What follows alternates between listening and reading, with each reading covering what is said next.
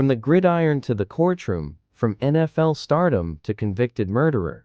The shocking tale of Aaron Hernandez. A superstar tight end with a $40 million smile. Aaron Hernandez's shocking descent would stun the sporting world and the nation at large. Aaron Hernandez grew up in Bristol, Connecticut, with a promising football future. Drafted by the New England Patriots in 2010, he became a key player. But beneath the surface, Hernandez's life was unraveling. Allegations of gang affiliations, substance abuse, and erratic behavior raised concerns. On June 17, 2013, Odin Lloyd, a semi-professional football player who was dating the sister of Hernandez's fiancé, was found dead in an industrial park not far from Hernandez's home. Hernandez's connection to Lloyd sparked an investigation. On June 18, 2013, police searched Hernandez's mansion in North Attleboro, seizing security footage and cell phones. They noticed Hernandez's suspicious behavior, including destroying his home security system. Investigators found a .45 caliber gun in Hernandez's apartment,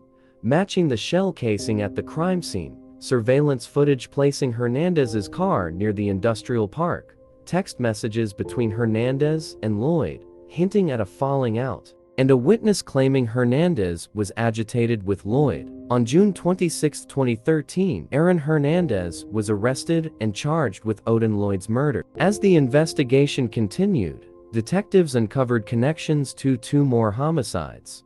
In 2012, about a year before Odin Lloyd was murdered, Daniel D'Abreu, a 29-year-old Brazilian immigrant, and Safiro Furtado, a Cape Verdean immigrant, were killed in a drive-by shooting. Investigators linked Hernandez to the crime scene through eyewitness accounts and forensic evidence. In 2014, Hernandez was indicted for the double homicide of Daniel D'Abreu and Safiro Furtado. During the trial for the murder of Odin Lloyd, a home surveillance video was played for jurors.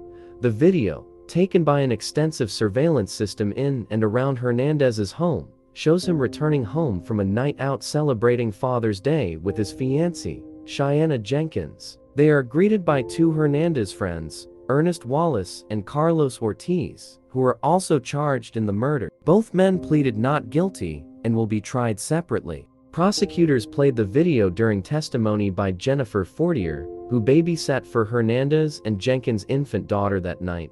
On one clip, Hernandez can be seen walking through the living room carrying a black object at about 12:45 a.m. Fortier, who was there at the time, testified that she didn't see the object. The video also shows Hernandez getting into the front passenger seat of a Nissan Altima rental car and leaving at 1:09 a.m. Wallace is driving and Ortiz sits in the rear driver's side seat. Surveillance video taken at a gas station south of Boston about an hour later and played earlier for the jury showed Hernandez driving the Nissan. Prosecutors have previously said they went to pick up Lloyd, then took him to the industrial park, where he was shot to death shortly before 3:30 a.m. The Nissan was returned to the rental car agency later that day with scrapes along the driver's side and a missing driver's side mirror. A state police crime lab scientist testified about an item found at the crime scene that had DNA from both Hernandez and the victim on it. The marijuana joint was found not far from Lloyd's body. The state police lab scientist told the court that the results were consistent with two people sharing the joint, but she said she could not tell from her testing when DNA from Hernandez and Lloyd got on the smoked joint, or where. She also said it was possible one person licked the rolling paper and the other person smoked the joint. If you made it this far into this video, kindly hit the subscribe button.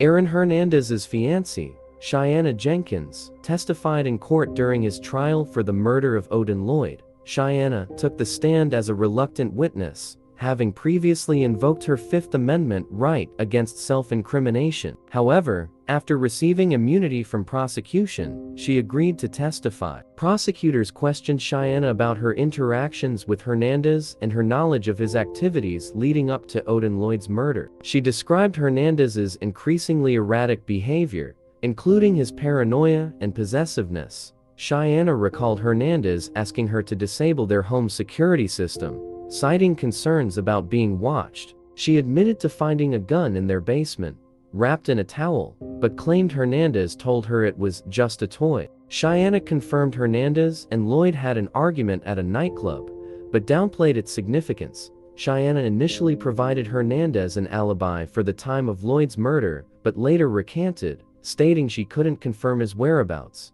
She described Hernandez's controlling behavior, saying he would become angry or distant if she didn't comply with his demands. Defense attorneys pressed Cheyenne on potential inconsistencies and motivations, highlighting her loyalty to Hernandez and potential bias. Cheyenne's testimony provided valuable insight into Hernandez's state of mind and relationships, but also raised questions about her credibility and potential complicity.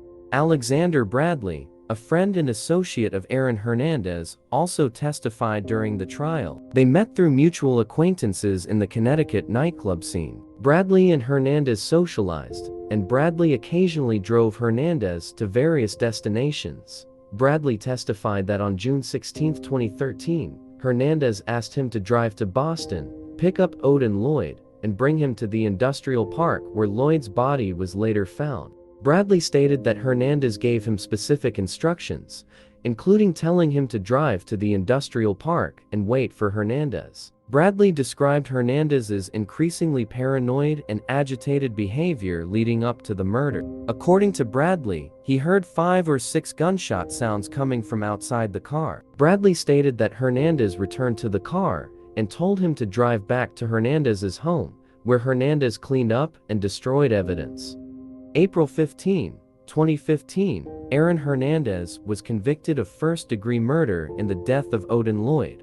On May 27, 2015, Hernandez was sentenced to life in prison without the possibility of parole. Hernandez also faced unlawful possession of a firearm and unlawful possession of ammunition. These charges carried additional sentences, but due to the life sentence, they were effectively merged. Ernest Wallace was charged with murder, accessory to murder after the fact, and conspiracy.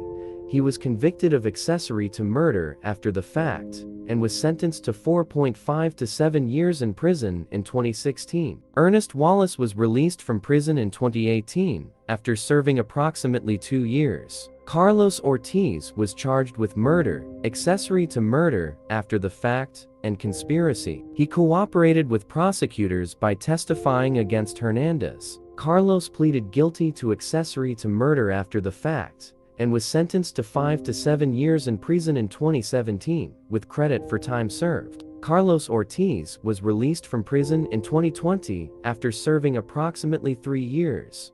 Aaron Hernandez was acquitted of the double homicide of Daniel D. Abreu and Safiro Furtado on April 14, 2017.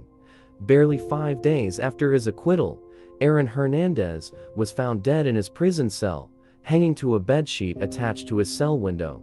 Aaron Hernandez took his own life, leaving behind unanswered questions about his motives and the true extent of his involvement. If you find this video enlightening, kindly give it a thumbs up and subscribe.